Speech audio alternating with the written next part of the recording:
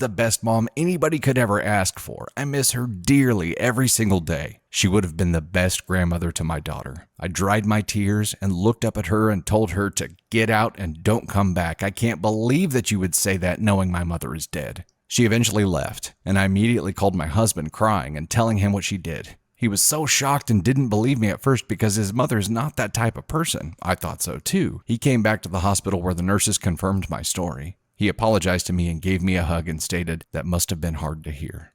It was. We were discharged 2 days later, and that's when I started receiving texts from my brother-in-law and sister-in-law stating how I'm wrong for kicking her out of the hospital room when all she was trying to do was make me more comfortable. My sister-in-law even went as far to tell me, if you ever call my mother a bitch again, you won't be alive to raise your daughter. It was clear that my mother-in-law fabricated the story. I was shocked, and that's when my husband grabbed the phone and cursed his brother and sister out really badly, especially his sister. And he told them what really happened. They immediately apologized to me. My sister-in-law even started crying for what she said 1 minute before. I was really mad, but I forgave her because I would be the same way about my mom and grandmother. 3 days later, my brother-in-law and sister-in-law came to meet their niece. It was lovely and a beautiful sight to see.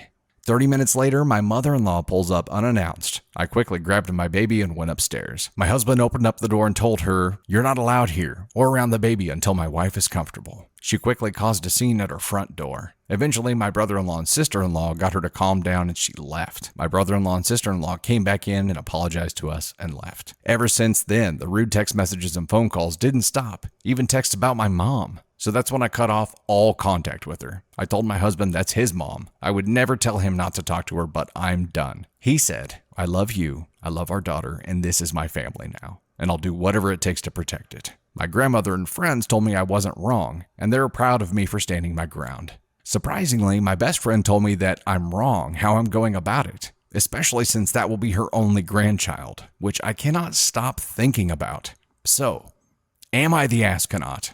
No, OP, Mom, you are not the astronaut at all. And it all comes